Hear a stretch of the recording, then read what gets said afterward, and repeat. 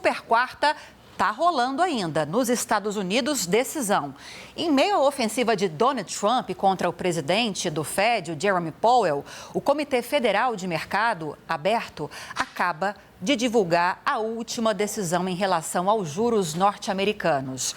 Ao vivo, então, de Nova York, o editor da revista Exame, Mitchell Diniz, vai nos trazer todas as informações aqui em primeira mão. Mitchell, bem-vindo. Boa tarde. Os juros nos Estados Unidos caíram ou foram mantidos? Lívia, para uma surpresa de 0 pessoas, os juros foram mantidos, tá? Essa decisão acaba de sair no site do Federal Reserve, o Banco Central dos Estados Unidos. Já era uma decisão esperada porque era isso que apontava o mercado de juros futuros e que é tomada como base de sentimento do mercado. O Fed, com essa decisão de hoje, interrompe um ciclo de 3 cortes seguidos da sua taxa. E assim como nas outras reuniões, não foi uma decisão unânime, viu, Lívia? 2 dirigentes do Fed foram contra essa decisão de manter os juros inalterados e quiseram que, na verdade, a taxa fosse reduzida em 0,25 ponto percentual, como ocorreu nas reuniões anteriores.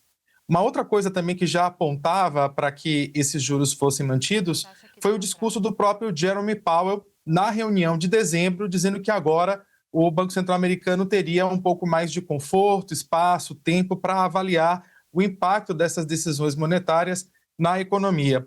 A inflação ao consumidor terminou o ano de 2025 em 2,97%, próximo ali da meta da inflação do Banco Central, o que foi algo positivo. Mas a autoridade monetária está de olho no mercado de trabalho dos Estados Unidos, que vem dando sinais de fraqueza, principalmente por conta das políticas antimigratórias do governo de Donald Trump. E por falar nele, vamos ver como é que vai ser a reação do presidente americano a essa decisão. Trump é um crítico ferrenho de Jeremy Powell, insiste para que o Fed continue reduzindo as taxas de juros e hoje a decisão vai justamente na contramão do que o presidente americano deseja, mantendo os juros inalterados. Existe, inclusive, a expectativa de que Trump possa anunciar esta semana um novo presidente do Federal Reserve. O mandato de Jeremy Powell termina no mês de maio, oficialmente. E ainda que ele seja afastado do cargo de presidente, ele pode permanecer ali no conselho para ser uma força dissidente a esse desejo do presidente de continuar reduzindo os juros, Lívia. E um detalhe, um dos votos dissidentes da reunião de hoje, que na verdade vem sendo um voto dissidente nas reuniões passadas, é o do Stephen Miran, que é um diretor indicado pelo Donald Trump, só que o mandato dele como diretor votante das reuniões do Fed termina no próximo sábado. Então, Trump perde aí uma pessoa que é a favor, um diretor que tem sido essa voz dissidente nas reuniões do Fed, para que os juros continuem caindo. Só dando uma olhadinha aqui rapidamente no mercado lá fora, as bolsas estavam em leve alta quando essa decisão estava para sair, as bolsas dos Estados Unidos, e agora os índices estão... Deixa eu dar uma olhada. Peço perdão, viu, Lívia? Não estou no meu ambiente de trabalho, eu conto mais, como você consegue perceber aí. Mitchell. Notícia de agora a pouco. Exatamente. É assim, jornalismo ao vivo, em tempo real, notícia acontecendo, saindo e a gente trazendo quase que no momento. Pode ficar à vontade por aí. Não, muito obrigado, exatamente, né? Inclusive, eu estou aqui sem meu equipamento, que eu costumo usar de praxe, vários monitores. Mas, Lívia, o que acontecia? Antes dessa decisão sair, agora há pouco, 4 horas da tarde, horário de Brasília, a gente tinha as bolsas em Wall Street operando em alta. Agora a gente já tem Dow Jones e S&P 500 operando em queda. E vou dar uma olhadinha como é que está o Ibovespa. O Ibovespa perdeu força também após essa notícia. A gente tinha um índice mais cedo operando, inclusive, acima dos 185 pontos, com muita euforia aqui no mercado. Agora a gente vê o Ibovespa subindo apenas 0,42% na casa dos 182 mil. Está tudo bem, o Ibovespa continua batendo recordes, só que perdeu, de fato, aquele fôlego que a gente viu mais cedo.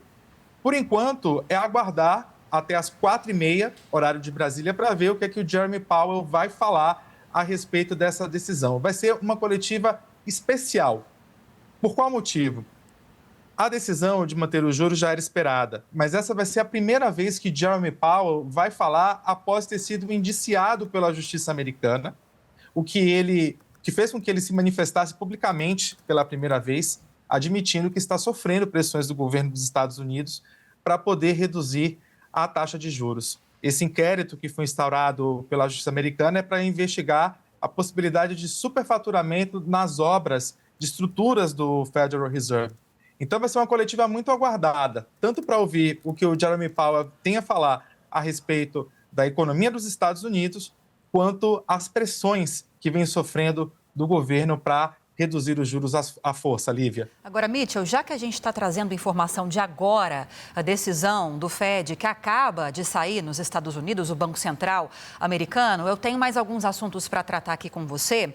Peço para que você continue mais um pouquinho aqui com a gente. Eu estava lendo mais cedo aquelas especulações sobre a super quarta, qual seria a decisão do Banco Central aqui no Brasil, qual seria a decisão do Fed também, o Banco Central americano, e as análises que eu li foram justamente no sentido do que você falou agora para a gente. O mercado já tinha precificado, já sabia que essa taxa básica de juros americana continuaria no mesmo patamar, seria mantida. A grande preocupação do mercado, e isso eu li em várias análises, é agora com a reação de Donald Trump em relação a essa manutenção. Você bem explicou que há uma pressão muito forte e muito clara, muito evidente, nem é nas entrelinhas, é muito clara a pressão para que haja uma redução na taxa básica de juros, barateamento de financiamento, do custo de vida também da população, porque isso teria impacto eleitoral político bom para o presidente Donald Trump. Mas aí o mercado está preocupado sobre o que Trump agora vai fazer diante dessa manutenção. Eu queria te ouvir um pouquinho sobre isso e sobre também as expectativas e preocupações do mercado sobre esse sucessor de Powell. Porque você falou que até maio ele fica, né? O mandato dele termina agora em maio de 2026 e há uma preocupação do mercado sobre quem Trump vai indicar. Alguém que vai seguir os indicadores econômicos para estipular a política monetária ou alguém que vai atender aos anseios, aos desejos políticos e eleitorais de Donald Trump? Lívia, a autonomia do Banco Central dos Estados Unidos é um tema muito caro para o mercado americano. É visto como um dos motivos pelos quais o investidor, inclusive, também está tirando dinheiro dos Estados Unidos para investir nas economias emergentes, junto com todas as outras questões geopolíticas nas quais os Estados Unidos estão envolvidos. A gente tem um exemplo que é usado com frequência pelos gestores, pelos analistas, aqui no Brasil e no exterior também, que foi a pressão que o Fed sofreu lá atrás, no governo de Richard Nixon, e colocou a economia americana num estado de caos, porque foi uma história muito parecida, né? O Fed, naquela época, acabou cedendo aos apelos do governo americano, reduziu a taxa de juros, apesar de todos os indicadores da economia apontarem para o contrário, de que essa decisão não deveria ser tomada, e a situação acabou se agravando. E o medo do mercado é que essa história se repita. Essa postura mais cautelosa do Fed, autônomo, que a gente vê hoje, tem muito a ver com o fato de que ainda não se sabe ao certo qual é o impacto dessas tarifas de importação na economia. Quando essas tarifas estavam para ser anunciadas no ano passado, as empresas americanas fizeram muitos estoques, né, para não precisar repassar o preço desse produto mais caro, que, né, obviamente, o exportador vai aumentar o preço para poder compensar essa tarifa. Então, o comprador aqui americano, ele fez bastante estoque antes dessas tarifas entrarem em vigor, para não repassar esse preço para o consumidor final aqui nos Estados Unidos, lá nos Estados Unidos, e controlando assim a inflação. Mas agora esses estoques estão chegando ao fim. E, querendo ou não, esses compradores, esses importadores americanos, agora vão ter que comprar produtos mais caros dos seus fornecedores ao redor do mundo e, invariavelmente, repassar esse preço para o consumidor final, trazendo aí uma pressão inflacionária que está, sim, no radar do Federal Reserve. Fora isso, temos também essa questão que eu mencionei agora há pouco, que é as políticas antimigratórias impactando o mercado de trabalho dos Estados Unidos. com menos imigrantes que aceitavam receber salários menores, agora as empresas têm que contratar outros funcionários, outras pessoas que estão cobrando também um salário mais alto por isso.